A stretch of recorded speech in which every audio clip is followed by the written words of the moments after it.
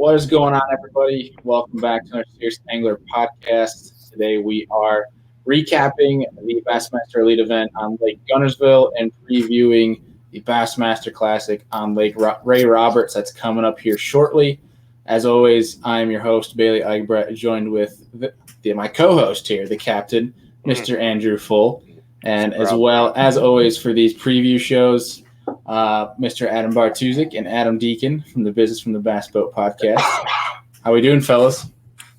Good, man. Can't complain.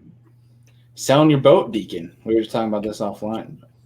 Yeah, got some big moves. I don't know about that, but I don't know.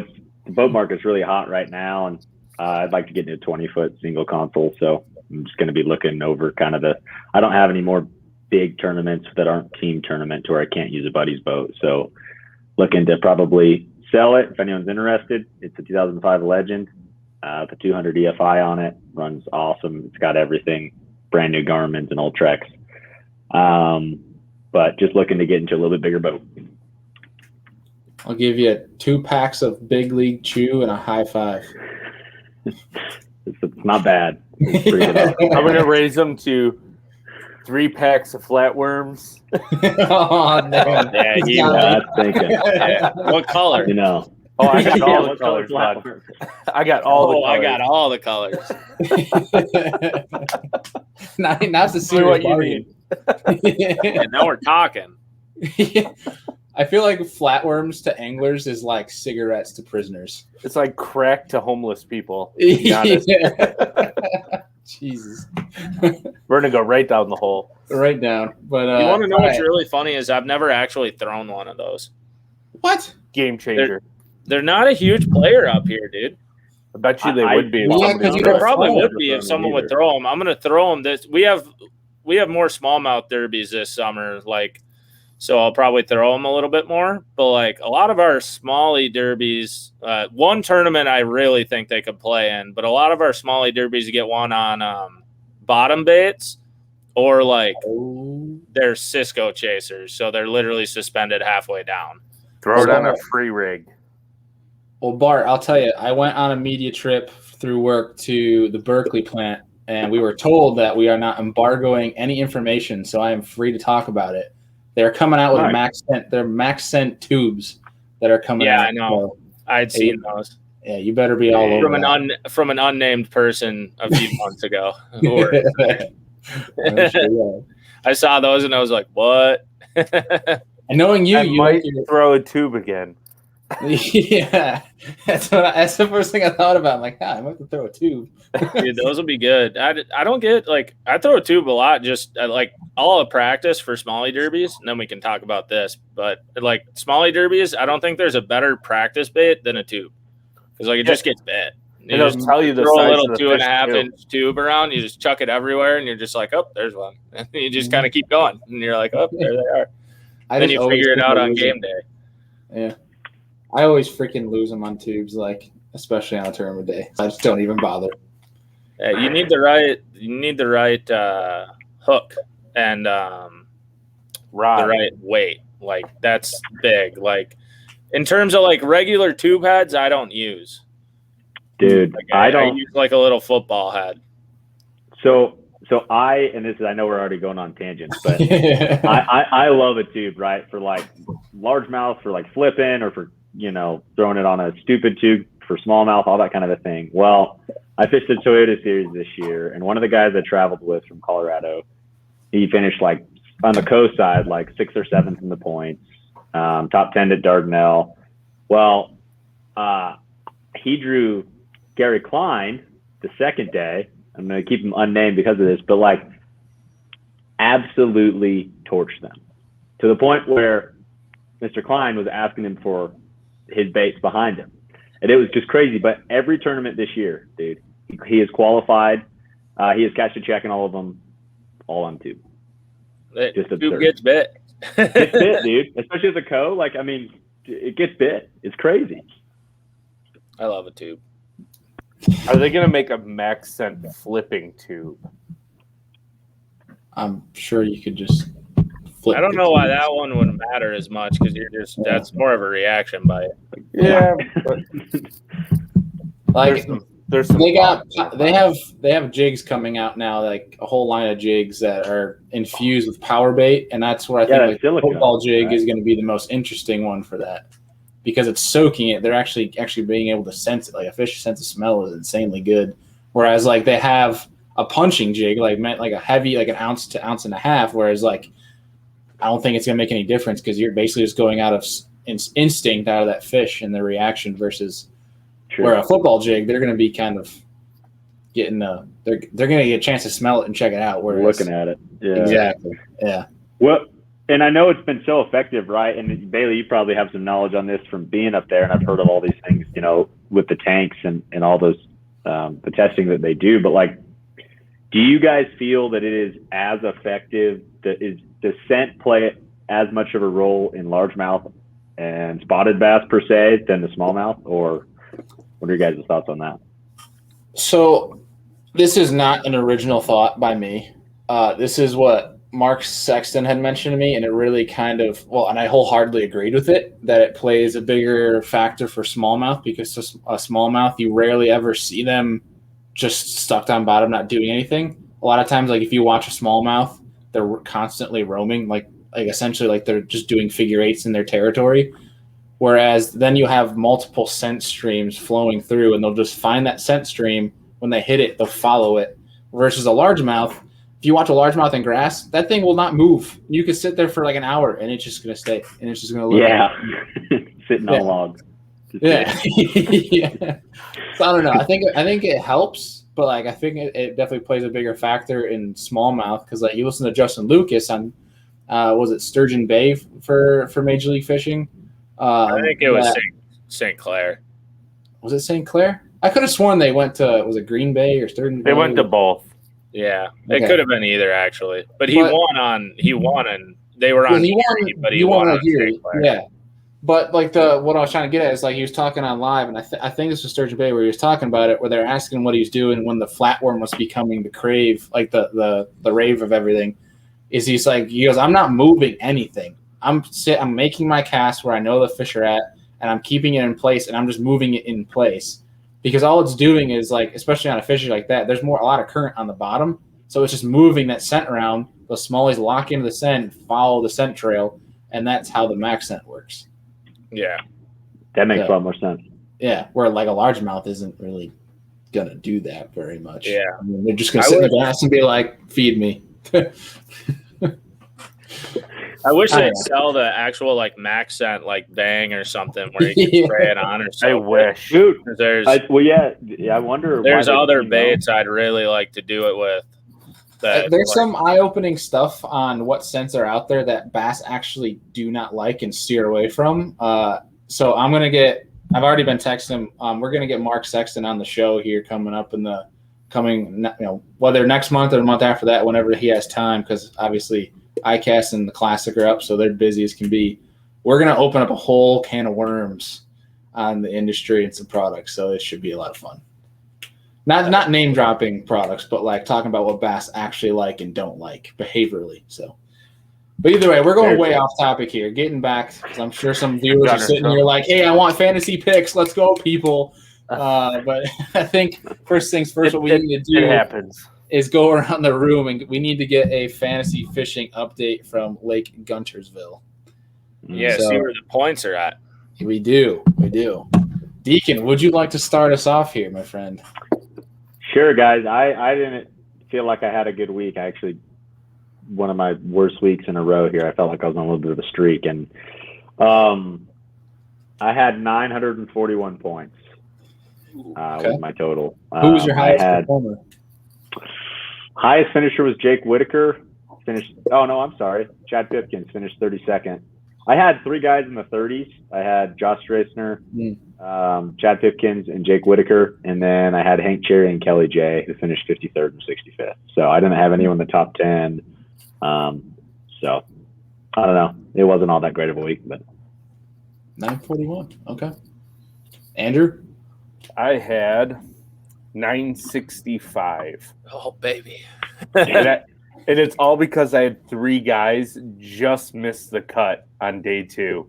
So I had Heron 50th, Airy 51st, and Mike Huff at 56. Oh man, Dude, that cut line, I was That's watching brutal. that cut line so much on that. Yeah. So like if two of those made it, I probably would have had 1,000 points. But so be it. Carl was my best pick, and he finished 13th. Bailey, what'd you have? You bringing up the rear? Yeah, hold on. I'm setting up our math. But yeah, so I had I tied my best score of the season with 1,001. Wow. Ooh. Spicy. Do I have my first dub, Bart? Let us know here. What was your team? My team was Wes Logan at second, Hunter Shryock in 40th, Brian Schmidt 41st, Todd Alton, who I was really proud of, and we talked about this in our group chat, at second place on day one, but he dropped to 44th. So I would have had an amazing team if he just stayed in the top 20. And then Destin and Marion went from 66th to 72nd. So 1,001. You got your first dub. Hey, let's go, boys. But I got second. I had 992. Whew. That was actually a pretty close week. Yeah, it was a Really really close week all across the board. So mine, I had two didn't make the cut, Clifford Perch, and then I'm off the Gleason train. I'm sorry, Daryl, that was screwed, man. You're a good guy, so I'm done with it. I picked him too much. But then I had Buddy Gross, who just slid inside the cut, 43rd. And then I had two in the top 15. I had Austin Felix in 14th, and then Carl in 13th. So nice. Not a terrible week. Not going to kill you, but not a great week. But like kind of Andy said, like with Carl, it's Carl in Guntersville. So you just you don't really argue with it. And he was fishing bridges, and you're like, yep, okay. He's going to catch him at some point. Yeah. Were you watching that first day at all? No, I didn't. That was the only day I really watched. It would have been an awesome day for you to watch with fantasy because Carl had nothing, man. In the tank. He spun out because somebody fished his dock first thing in the morning where he wanted to start, and he just ran all over the place. And that dude caught him, and he didn't. And Carl had 9 pounds. He had 3 fish at 2 o'clock, and went to a bridge and got him. He was seriously guys, I'm just trying to make something happen. Then he was 4-pounder, boom, boom. And I was just oh, if someone had picked him, they're probably pumped right now because it just went from 90th to 60th to 40th. It was crazy. Yeah. It was fun. It's Carl in Guntersville. He always makes it work. Don't really know how or why, but it's he's the only guy I know of who, when all else fails, he can go to a bridge and actually get bit. I go to bridges all the time. It doesn't work for me. Every time. Everybody will fish to the bridges, and then Carl will pull up and be like, mate, there was 20 pounds here. Good stuff. But where's our points at, Bailey? I'm just happy I held my lead with that. That was big. Yeah, I thought I might have got last in the 900s because Deacon, it was your chance to close the lead. I know. All right. Screwed it up royally. Yeah. So I am still in last with 21 points. Ooh. Right. Andy, you are in third with 20. That's what I'm talking about. Deacon, you're in second with 17. And Bart, you are in first with a whopping 12. Dang it. So what? Do we even have a chance? I guess there's 3 events. I'd have to bomb. Bart needs to get he needs to get 2 fourth places. That'll get him to 8. That'll get him to 20. But the good news is we're going basically north. Deacon, you need to win every single we're one. Going north. You pick the northern guys, you're guaranteed. So you can just slide by. I can post to my AOI. Northern guys, no funny business. All right, Andy and Bailey, I need you guys here again. I messed up my part. You guys did your part this week. We'll see what we can do. But basically, in order to take Bart down, Bart needs to get last every time, or the remaining 2 events, and Deacon, you have to win the remaining events. Well, technically, there's 3 with the Classic. Yeah. It's still very possible. If I get 4th twice, it's looking bad. I'll be at 20 then. Man, I already started. I was thinking about it the other day. I was out on the boat, like getting some tack off, take pictures of it. And I was like, what kind of stuff would Bart want? I was kind of thinking about some tackle and stuff. But you know what? It's not over. I guess I shouldn't be thinking that way. All right. So let's transition then to the Bassmaster Classic coming up here. Well, do we have any review of just like what we thought of the event? That's a good point. It was crazy, man. Dude, and it was not one junk fishing like Bailey thought it would be.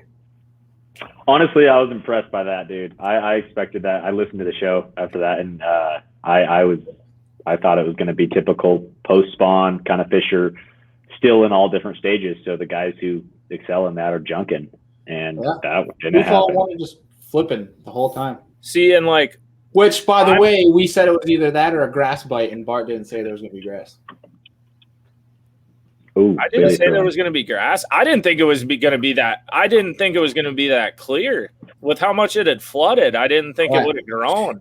Guys are saying it was a Lake Murray, but really fast. If it wasn't for Caleb Koopfall, if Wes Logan won again, it would have been one junk fishing because Wes Logan was junk fishing.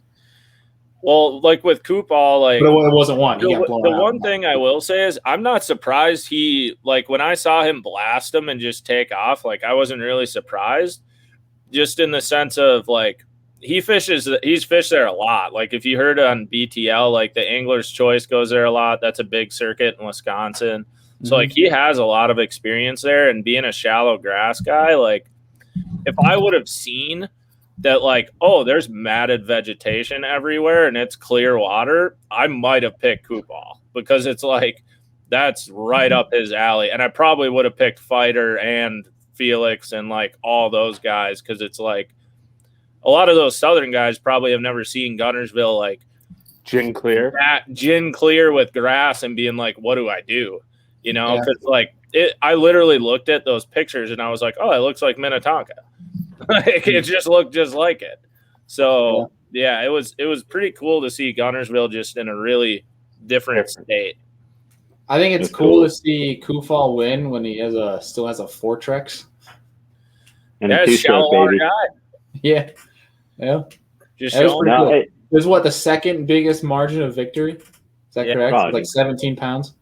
But it was cool seeing people in the top 10 who are doing all different things. Like I know I was just at Felix's house filming his recaps, and he was telling me that like he caught all his fish offshore. He caught 2 or 3 sight fish day one, and then everything was offshore. So like seeing that, you know, and he was in 14th, and then he got Bridges playing and all these different things. It was kind of cool to see. Dude, I was impressed with Jason Christie throwing around a freaking spinning pole the whole time. Or not the whole time, but like wasn't he offshore with a spin around?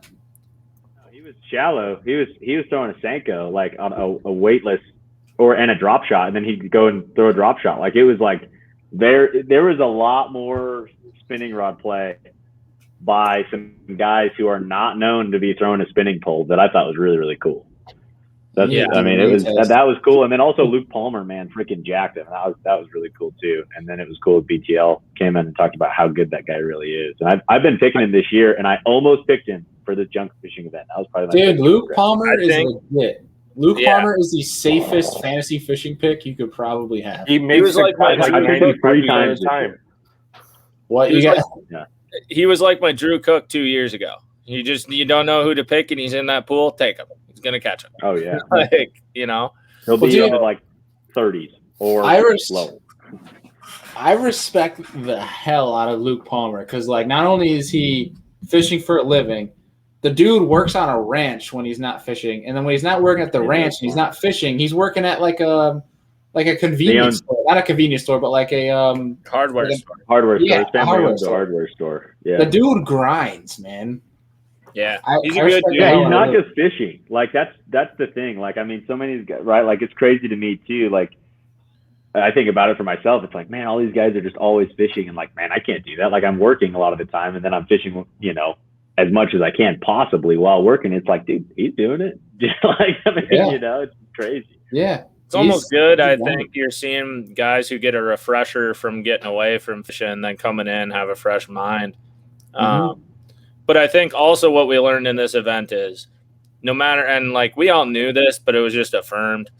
No matter where he is in AOI standings now, Zaldane's just going to force feed him a big bait.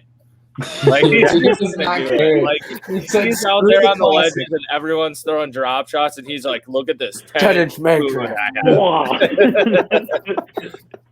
You got to respect the grind, man. You got to respect it. I just love it. Like it's just, it is. He's fishing his confidence when it comes down to it. That's what he has confidence in. And he gets bit, so it's just awesome. It's so it is awesome. You see it's the pretty parts on the pictures of that spoon? Yeah. That spoon just was like scrapes on it. It's like, man, that thing has seen some crap. You know, like, the more it gets chewed, the better it fishes. Oh yeah, dude. And they love to shove a camera in his boat when he's doing that. He's great on camera, man. He's amazing. He is. He's so good on live. He really is. Yeah. That nice handlebar mustache, big ass blonde. Yeah. All right. Anything left for G-ville before we move on to the Classic? Yeah, just cool seeing another new guy win a blue trophy. Absolutely. Another Northerner. Mm-hmm. And the dominance of the Northern guys continues. Mm-hmm. I remember back in the day when they said Northerners would never win Elite Series events. Yeah. Besides Kevin Van Dam because he was special. Yeah. Man, did you guys hear on? I thought it was a great interview. Who was it? Rick on Bass Talk Live behind Luke Palmer. They interviewed the guy who had moved from Minnesota, right? To Guntersville or somewhere down in Alabama. But yeah, that was Derek Remitz. That's right. How is he doing after his car accident? Doing good now. Sounded good, yeah. I mean, but that was just awesome. I mean, they went into just how he's like, you know, when he won, it was a really big deal for a Northern guy to win. And he's like, dude, there's just more guys doing it now. He's like, I'm not saying anything against the guys that are fishing really well in the Northerns, but he's like, there's a lot more of them, and they're just as good as anglers. You know, he's like, there's just more competitive tournaments occurring up north.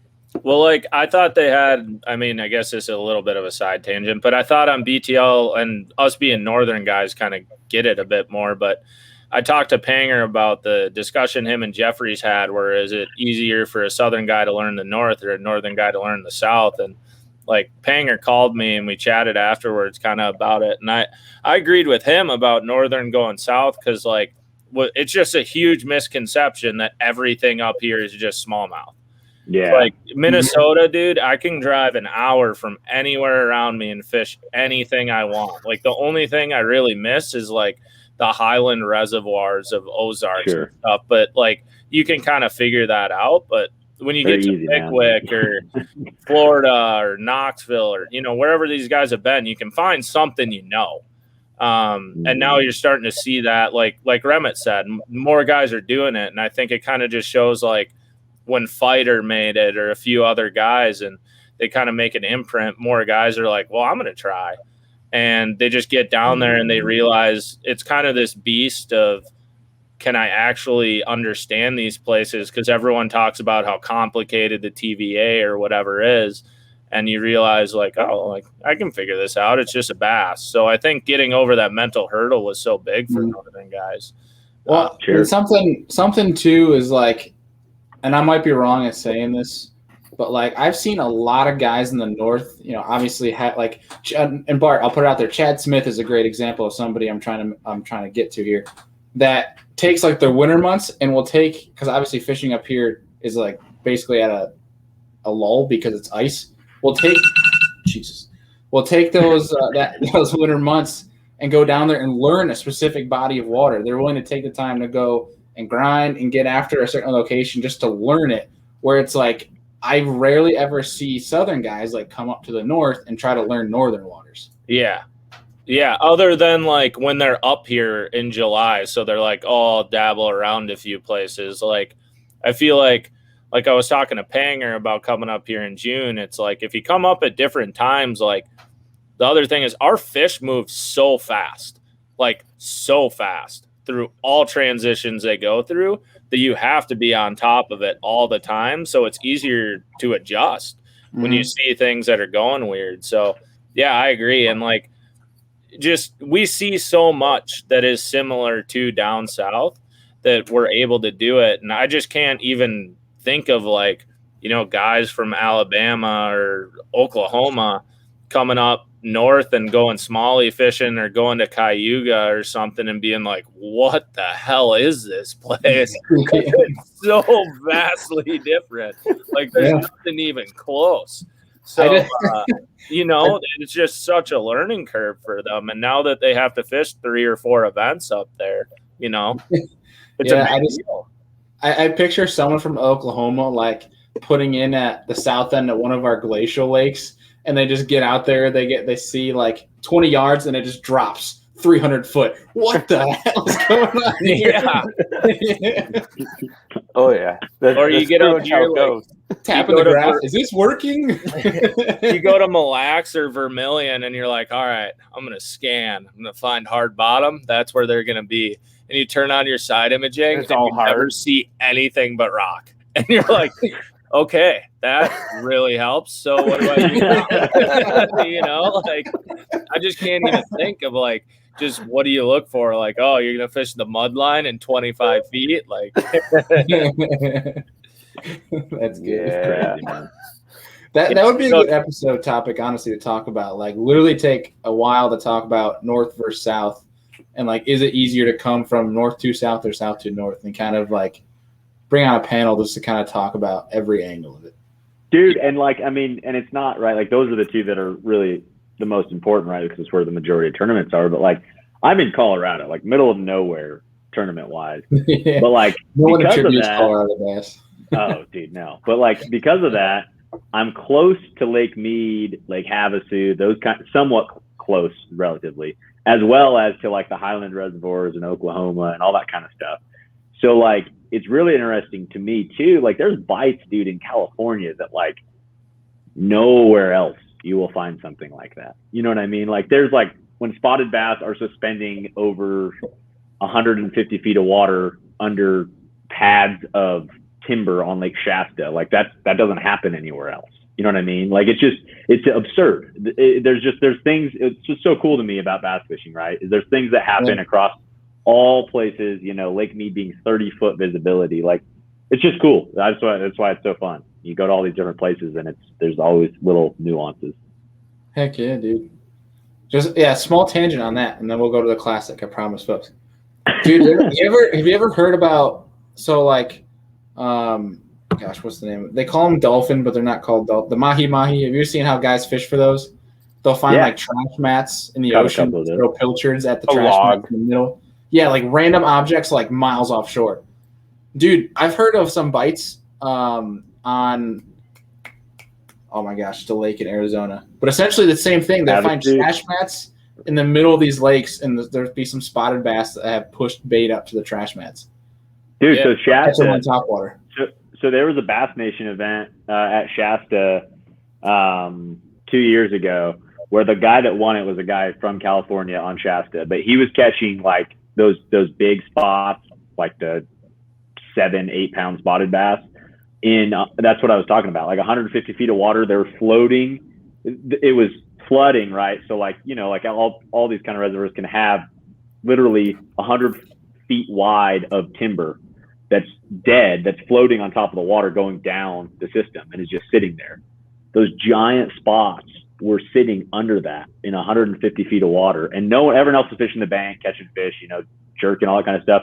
And he's out there in the middle of the lake throwing a big glide bait, catching like 2 to 3 of those fish a day, and then he'd go to the bank and catch his other couple keepers. But he was catching those giants under, like, just, I mean, those fish were literally just suspending in the middle of nowhere. The middle of nowhere. That's insane. Here comes a rainbow trout. Got to eat it. Yeah, like it's crazy, man. All right, Lake Ray Roberts Bassmaster Classic. Let's throw some predictions out there because I'll be honest, I know little to nothing about this place. So I'm basically, my fantasy picks and my predictions are based off of transition to summer fishing in Texas. Yeah. So for me, I'm thinking it's just going to be one on a big plug offshore. I know nothing about it, really, other than like talking to the guys when I was following the elites about guys who went there in pre-practice, and almost all of them said it is a disaster to get around. That's about all of them said. They're like, it is a disaster. Like, they're like, it's worse. It's just terrible. So that's what I heard anyways. A lot of them went there and they're like, I was going to practice and then I just drove around for 4 days to figure out how the heck I can get around. So that's kind of interesting, I guess. But yeah, I mean, Texas, it seems like all the fish down south have been behind all year. So that'll be interesting kind of player, I think. Maybe even more grouped up, seeing as though if they are delayed, those fish might be more condensed together and haven't spread out yet for the summer months. Yeah. Man, yeah. I think a lot could be happening. And I guess it'll kind of, talk about strategy with our picks on why we choose certain guys. But I don't know if more of these anymore, like you look at these and you're like, oh, I think there'll be one doing this. And you're like, oh, he was catching them in 4 inches of water on a frog. Like, I mean, any of that can still happen too. So, right. I don't know. It's going to be awesome though. It'll be cool. I just am glad to see that they're going somewhere that's not super well known, and that just makes it fun. Especially, and it also gives those guys a chance that aren't Elite Series guys, right? Like the Classic's about open guys qualifying, nation guys. It kind of opens the door a little bit to some of those guys. Yeah, I think the only tournament I could find was it the Toyota Texas Bass Fest from 2016. It is relatively similar time of year. And everything I read there was that it's a disaster to get around and people were like ripping props off the prop shaft. And yeah, so, but I don't think the weight is going to be as high as some people think it will be. Yeah, I think I don't know this, so don't peg me down, but it's like you're going to catch like a 7 to 10 pounder and you'd hope for some threes with it. That's so like a Lake Travis deal. Yeah. So as we're talking right now, I just texted my buddy who went and fished the what was it? The Bass Pro Shops team tournament, the amateur team tournament that was there. And he's like, dude, that lake, he's like, has no fish or giants. Like there's just some random absolute giants. And he's like, you could absolutely land on the school of like 5 to 9 pounders. Like he's like, that could absolutely happen. He's like, they're big, but there's like not a lot. And there's like a couple of small fish mixed in, but like there's some big fish in there. Yeah. Okay. So, it's I also looked at it quickly just on Google Maps and it is not big. Like at all. So yes, it's a classic field, but like it's small. So like I feel like it's going to be hard for anyone to really find a sneak hole. It's going to be like who's better at catching them, like who can catch them type of deal. So yeah, I think it's going to be a really interesting event. It's always the classic. So, or it is the classic. So weird stuff always happens. You don't really know what's going to go down, but it's going to go down. Also, super sad to not see Keith Combs there because that sounds like his jam. Yeah, if I remember right, he missed it by one spot. I think BTL interviewed him in the winter, and he missed it by one spot. And yeah, he's probably killing himself. Oh boy! All right, so who wants to kick it off? I would love to kick it off because I'm excited about this pick. Oh yeah, let's hear it. So starting our fantasy fishing picks here. Group A, obviously there's some high favorites within the group. We have Seth Fighter at 27%, Polnick at 20%. You got Walters, who will probably be staring at his graphs with a jerkbait for 2 days if he makes day 3, probably then the third day. You have Chris Zaldane at 20%. I'm going Cody Bird at 1.9% out of Granbury, Texas, because all of his tournaments on Bass are from Texas. The guy has some home field advantage. So not that Zaldane doesn't or Clark Wendlandt doesn't.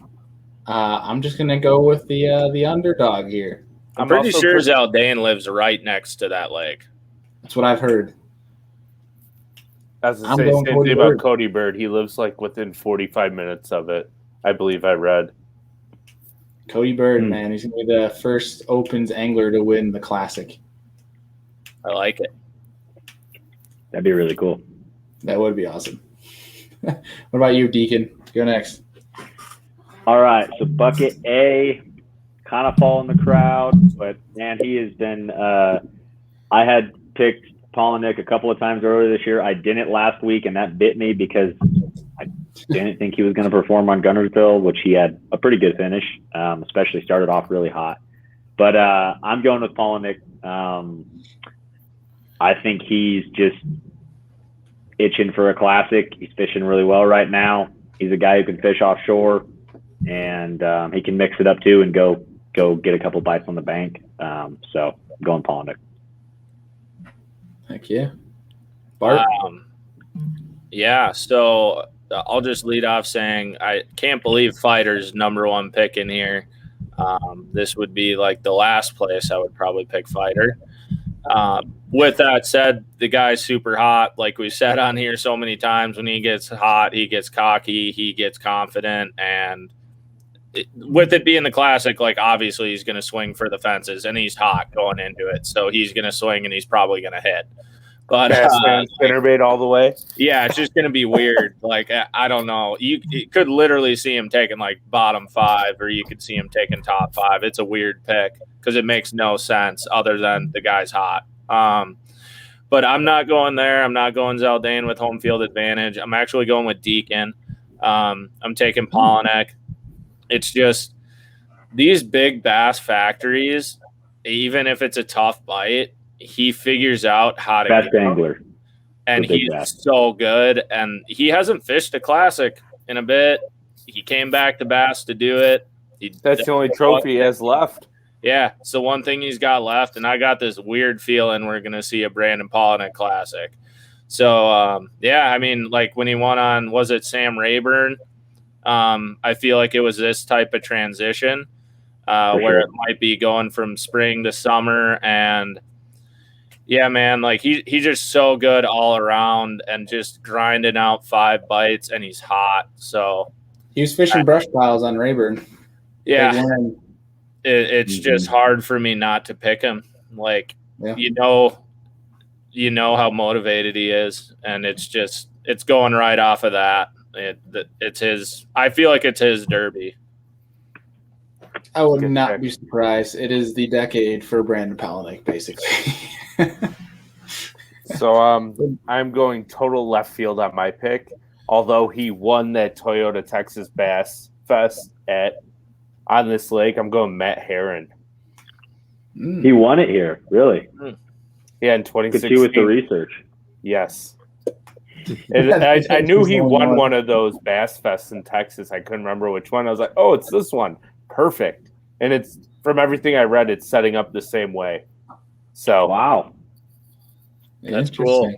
Yeah, so I'm going Matt Herron. A little research. Hopefully it pans out. So I like it. Usually that pick burns me, so we'll see. All right. Group B.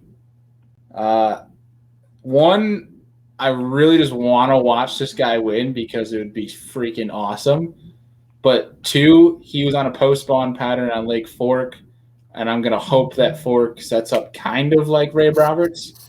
I'm going with Taquito. Same, yeah. Swimming a Senko.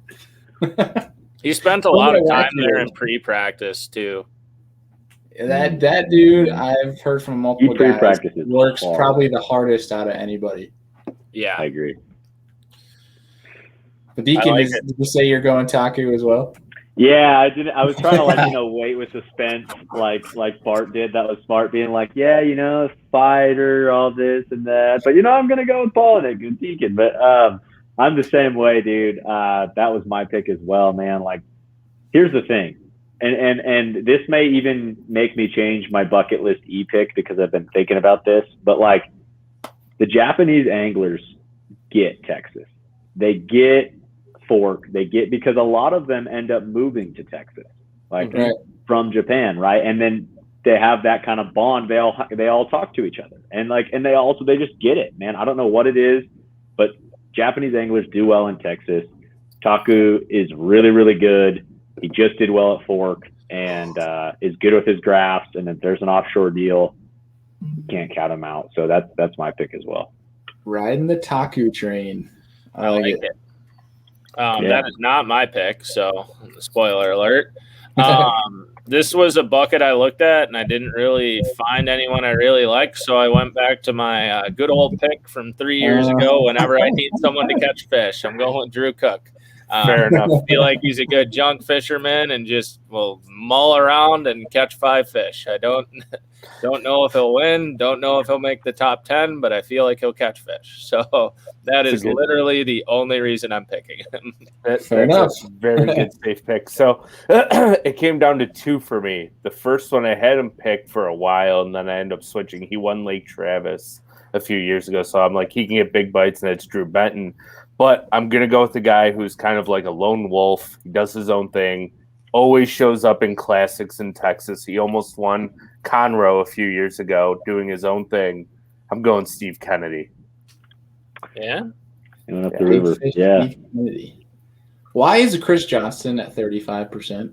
Yeah, that is the only one anyone has confidence in. That's crazy to me. These classic buckets are interesting, man. You know what I mean? Because you get so used to seeing the Elite Series brackets being the same or similar each week, right? Because guys kind of stay in their bracket. But yeah, it's wild, man. All right. Group C. Popular choice. So as you can tell, I have not gone the 3% and under route for this tournament. I decided to opt out of that train for the Classic. But I went with good old John Cox. Just trying to hope that there might be a shallow pattern, and if it is... Do you know if he has an event before this? Is he going to practice or not? Because it's a really long week or two. From what I've learned is he does a lot better when there's no practice. So I'm hoping he has 0 practice, because then he'll probably do a lot rolls better. Into the meeting on Wednesday, and he's like, "Yeah, so we're going out here." Never been to this lake before. There's a derby this week. Dude, that's crazy to me. He's just getting trails from somebody in the morning so he doesn't hit anything. Yeah, he just follows guys around. Can I follow you just out to where it's safe? He's probably just going to trolling motor down from the launch and just get to the out of the zone where you can't fish, and then just start there. Yeah, 30 pounds. Wow. All right, Bart, what do you got for Group C? Okay. You skipped Deacon, but yeah, you skipped Deacon. I know, we're going out of order. Okay, geez. You got to change it up. I'm going with we talked about him a bit earlier, and I'm going with Luke Palmer. Fishing really good, consistent pick. And I feel like that North Texas kind of runs into Oklahoma just with weirdness and just uncertainty. And yeah, I just think guys fishing well, and this could be one that he does really well in. Andy, was that a good pick, man? That's not my pick. I was going to say, was the dramatic exhale because you picked Luke Palmer or something? No, I'm just happy nobody's picked my pick yet. So, Deacon, go ahead. All right. I went with Brandon Card. He seems to be good in those offshore situations. Wow. And done well on Fork. I'm just assuming that this sets up similar to Fork. That's my pick. He's good kind of offshore transitioning big bass lakes. Heck yeah. Right, Andy, who's this under the radar? Serious. I'm going with Gusty. Oh. He gets Texas. He's done well there. And I'm swinging for it for the Classic, so that is my pick. Possibly the first Canadian to win a Classic. He spent a lot of time there, too. And he's been down the last few weeks. Gussie. Oh, Gussie. Yeah, he's been down the last few weeks, and I'm like, he's going to rebound here, and I think this is his rebound stretch to finish the season strong, and I think he's going to have a good shot being in that top 10. I like it. Very interesting pick. Okay. Group. I was Bill Lowen only at, well, I guess, we're talking about the offshore tournament. It's not a river system. 3.9. Well, it might be, but not like typical. Yeah.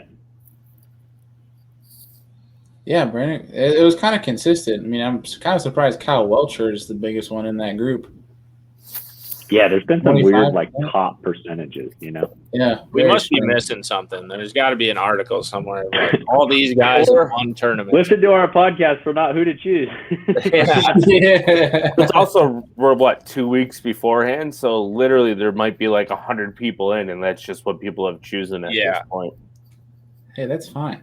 You got to get the people they want and get it to them early. Yes. Let's see. Fair. Group D. Practice starts in literally like a week and a day. So Yeah. Crazy. How many days of practice do they get for the Classic? they get 3, but it's like they get a day and then Oh, like media day, right? yeah, it's like they get 2 days and then a media day or 2, and then they have a day and then they have an off day and then it starts. And that third day is like a 4-hour practice day. It's like real short. Yeah, it's really weird. But it's going to be more practice, in my opinion, than probably what they're used to, because normally, right, like, and I really remember this on the Knoxville Classic, but you're normally in the early spring or like a spring transition period. So like you take that day off and you're like, you get back out there and it's like, wow, stuff completely changed, completely lost my bite. But if we're in a summer pattern, you can kind of, if you get onto something day one, you can probably run it 3 days later on the last day of practice and be like, oh, it's still happening. They're still off. Yeah. Break offshore or something. Okay. Let's see. Group D. I have zero explanation other than hoping it's an offshore deal, and if it is, he's got the wits to do well. I'm going Paul Mueller.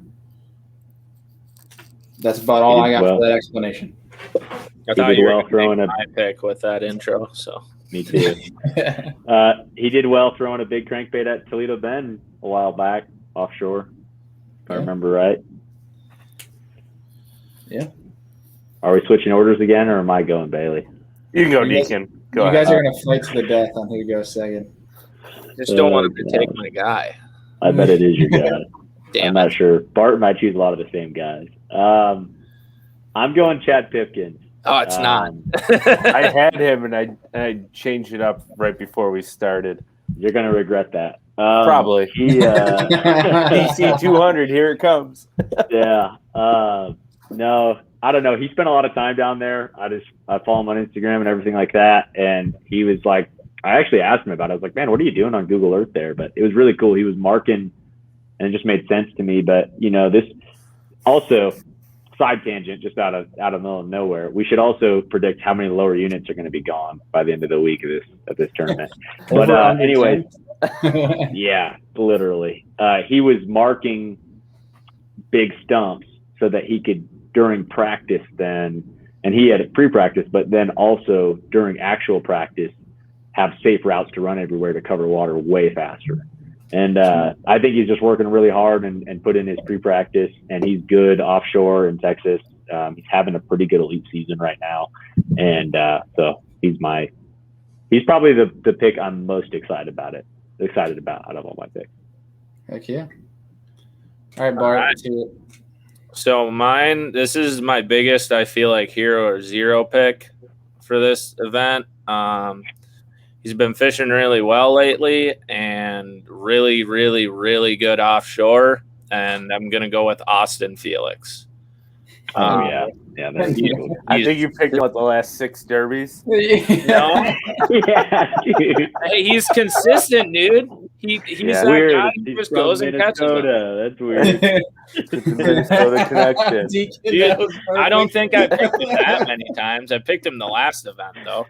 But You picked him a Either lot. been But it's set. good. Like he's Haley, you have to go back Like, and Rookie of watch the year. everyone and find where Bart picks Felix. It's just like, I Yeah, got this he, gut feeling, and I'm going with Felix. the dude catches him. Like, Dude, he does. and the events he did bad, I didn't pick him because it was like it's not going to go well.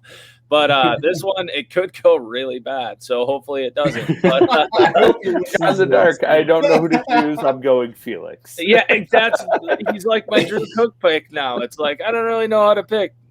He catches them. He likes that 10th to 30th range. So yeah, know him. But on a real note, he's so good offshore, and with like their minimized practice and how small this place is, like That dude's literally going to scan every ounce of it. Like if there is an offshore school, he will know it, and he'll have every fish named by the time they get out there. Okay, so Felix will have 3 of the lower units out of the 10 that we're calling.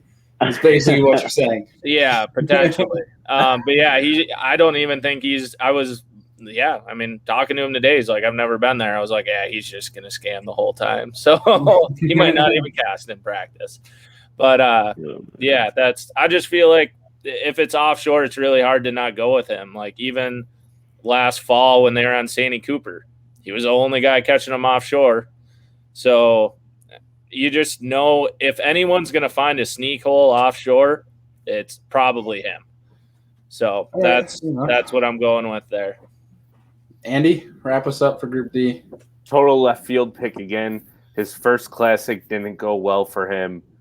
He's going to rock a funny jacket. His signature thing is on him. I'm going Matt Robertson just because I need to swing for the fences, and he's due for a big tournament on the Elite Series. Interesting. He's good behind his drafts, man. Kentucky Lake. And he's got that old HDS 8 or 10 or whatever it is, like Gen 1 on his console. He still says it reads better than any of the new ones. I don't know about that because my live is pretty good. Winning a Bassmaster Classic with an ugly stick. For the record, I've only picked Felix 2 other times this year. So get out of here. It was the last event in Knoxville. It's probably more like if I didn't. Like, I feel like you mention him every turn. You're like, I'm going to regret this not picking maybe that's Felix. That could be it. Maybe that's what it is. You're like, my dark horse, though, is Austin Felix. Yeah. If you want a safe pick, take him. Yeah. Except on the Sabine River. Yes. All right. Does that wrap us up for Group D then? Yeah. Okay. Yeah. All right. Group E. Without the glaring 47, almost 48% ownership for Shane LaHue. Him and Patch Slopper, but those are the only 2 Elite Series guys in there. Yeah. I'm going to go on the basis of he's in a boat that's owned by my Group C pick. I'm going with Keith Carson. I think he's still running John Cox's old boat. Yes. He's so good, dude. He's really, really good. Yeah. No, they're Fortrex guy, too. He won down in Texas already this year. Yeah. He did, man. And that was my pick until I started talking about the Japanese guys, and I'm on the Japanese train. I've got Masayuki. I don't know how to say his last name. I think it's like Matsushita. Matsushita. He won on Rayburn, the Open, which was just a huge boat field, fishing brush piles offshore. Man, those again, like you can't outwork the Japanese anglers, man. They're always pre-practicing, and they're incredible offshore and in Texas. So I'm riding all pretty much offshore guys. I'd say some guys that can adjust, like Polinick. But I'm riding that train, and we'll see what happens. But Keith Carson was my pick until I saw him in Bucket E. So that's my Bucket E pick. I like it. Bart? I'm going with the guy who legitimately in this bucket I think is probably the best angler, and he's not on the Elite Series. I'm going to go with Jordan Wiggins. And it's just because the guy dominates in Alabama. And like he's on that cusp of like if he wanted to go do it, he probably could. He's a really, really good angler. Qualified through the team trail. Yeah, in Florida. On Harris. Yeah, he just beat Keith Tuma. Just barely beat Keith, and then Keith won the Open. But awesome. Jordan's really good, and that's what I'm going off of, just literally how good of an angler he is. That's just what I'm going off of there. Okay. Andrew? I was on the Keith Carson train, but Texans and Japanese anglers literally in our pre-warm-up to the show, I switched it to Matsushita as well. So I'm glad we're on the same boat here for once, Deacon. That's nice. I like it. I like it. One dark horse pick in this bucket, just because I know how good he is out west, and just doesn't have any background right with this kind of stuff. But he qualified through the nation, did really well at the nation last year. Justin Kerr from Havasu. That dude's like, I don't know, I think in his mid-30s, but he's been fishing. He's like a Roy Hawk. Like, he fishes only out west tournaments for a living, does nothing else. But fishes professionally at a pay level that is not at the professional level, and is very, very good on Havasu and all these western lakes. And I wouldn't doubt that he went out and pre-practiced for the Classic, and he's just a really, really good angler overall. Sweet. So it's my dark horse. Nice. Weight predictions. Oh boy. Yeah. What was it in 16, Andrew? 51-3. 3 In days the middle of May. Yeah, 3-day tournament. Oh gosh, that's lower than what I thought. That might have been a cold front though. They were like straight post spawn. How many boats are in the TTBC? It was 38. Oh, okay. 3-day tournament. 3-day tournament. Okay. I'm gonna stick with my weight. But I am too, I think. I'm going to stick with mine, and I'll go first. I'm going to go on the Accord that they have 2 days of 20 pounds and then 1 day of sacking them up with like a 24-ish. I'm going 64-13. Ooh, you went big. I You did. went big. Being optimistic. Doing it for the fans. This might be the first one I don't have the highest weight prediction. Yeah, I was going to say, that's normally Bart's roll. He's like 194. I mean, 94.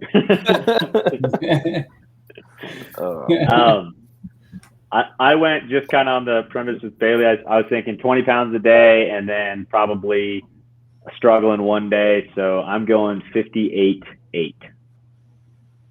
Or 58, 58.8 is what I have. Okay. Andy? So at first I had literally 20 pounds a day because I was thinking someone's going to catch like 24. Then they might have like a 13, 14 pound day. Then on the final day, they'll catch somewhere between like 18 to 20 or 16 to 20. I went 56-12. I think like 18 pounds a day average will probably get it done. That's yeah. I mean, I'm literally right there. I went with 56.7, so I'm actually the lowest. Wow. Reversing rolls. I like it. But I went off the 18 pounds a day thing. I'm thinking like 16 1 day, like 20 the next, and 18 the other. Kind of what we talked about earlier with this lake. I don't think you're going to see someone with like 4 pounder, 4 pounder, 4 pounder, 4 pounder. I think it's going to be like a 7, an 8, 3, a 1.5. Like, it's just going to be a really bizarre bag every day. I whoever catches like 2 giants, I hope they stand up on stage with like the 12-inchers. It'd be hilarious. Yeah. Like 23-12, and they hold up 2 12-inchers. Yeah. Or like the Caleb Sumroll holding it like this. Yeah. Squeezing it. Yeah. So that's what I'm thinking. Okay. Any last predictions before we sign off here on and how it's going to be won? Any dark horses, sleepers, anything like that? I said it earlier, but I think we're going to see Brandon Polnick win a Classic. Gosh, that'd be awesome, man. I really do. The trophies. He's got this feeling. He's fishing good, fishing confident. He's had a few weird, like whenever he has a few weird events where like he does bad and then he kind of catches up, then he catches up. Like he's right on the cusp of like winning. And he does this every time he wins. This is what happens. It's like on the cusp, boom. Explosion. Yeah. So DQ'd win. Yeah. He's like literally just right there, you know? So that's just what I'm thinking. It's just like the stars are aligning. It's a type of year where he'll be good. I don't necessarily think this will be a live scope derby, which Patrick Walters is going to prove me wrong. I'm surprised no one chose him, by the way. Yeah, I think it's going to be more of a 360 derby, and that's where Polinick is just diabolical. Also, and maybe it's because it's in bucket A, and there's just some talent there. But I'm surprised that Clark Wendelin wasn't chosen, and he's at 3.8% only. I looked at him and was debating it, but he's just not been fishing well. So it's really hard to pick someone who isn't, doesn't have momentum to break out. But the Classic, with it being one off and everything, sometimes that's an event where guys get out of their funk. It's just hard. It's so hard to pick a guy who hasn't been fishing very well. Yeah. Yeah, he's having a weird year. It's like that first year he came back to the elites, he struggled. Then he won AOY, and now he's struggling again. Yeah. All right, boys. I think that about wraps us up for our Classic preview. And then, obviously, before Lake Champlain, we will come back with a Bassmaster Classic recap and then a preview of Lake Champlain. That's a long time until Champlain. It is. So this will be an interesting one. It's going to be fun. Obviously, it's a Bassmaster Classic, so it's going to be a ride to see what goes down. Are any of you guys, Bart, Andrew, I know you're not, unfortunately, but Adam, are you guys making it down to the Classic? Nope. I believe so. I currently don't have flights, but I have a place to stay. So I'll keep you posted, but I plan on being there. All right. Let me know, and if you do make it, we will link up. But I will be there. I leave next Thursday. So I start my 22.5-hour drive down there, which is going to be an absolute blast. But then I will be at the Classic every day. So if anyone's listening to this, and if Deacon can make it, if you guys want to meet up with us, let us know. We'd love to obviously see you at the Classic. But beyond that, I think that does it for tonight, boys. One more thing. I just would like my episode credit from episode 2, just saying this is going to be a Seth Fighter AOI year, just to keep that going. It's definitely a very real thing. That just Guntersville recap. There we are. Now we go north.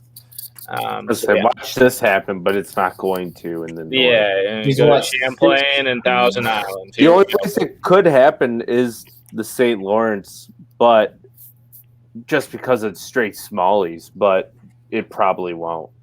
It's 61 points ahead of second? Yeah, I thought the gap got closed a bit at the last event, but it did. Hey, and here's the deal. Jason Christie's not bad up north. I know he's not Seth Fighter, but mathematically, how do you catch a guy who's going to finish in the top 15 at both events? Literally, Fighter needs to drop to 70, 48 points behind him, and someone else wins. Fighter could go flip boat docks only at Champlain and finish in the top 15. If it is sunny and slick calm all 4 days, Seth Fighter will win Champlain. Okay, wow. So you say that wow like it's a surprise, like the guy has Here's a little tidbit about Champlain too. I was just talking to a friend. All of the fish are on bed right now, 2 to 3 weeks early.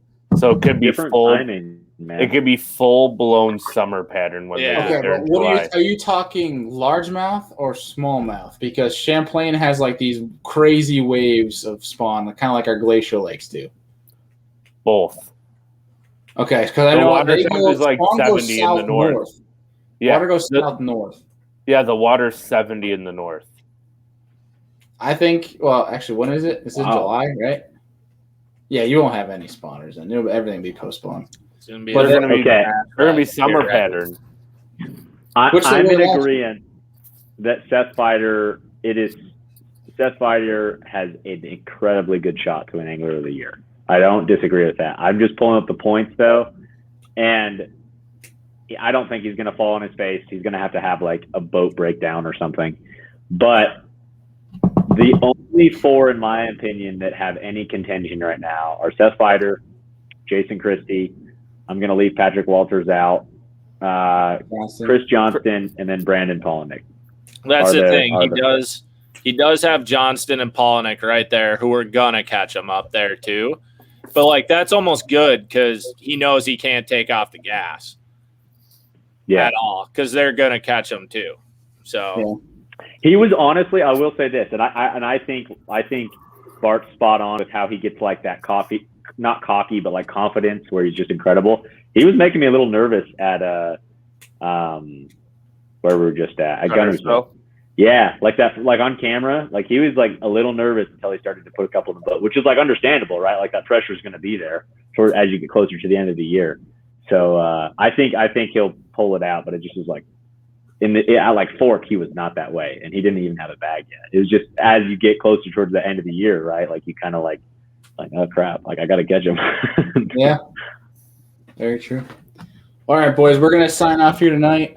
And to the folks, thank you guys again for always tuning in. We'll see you guys on Monday.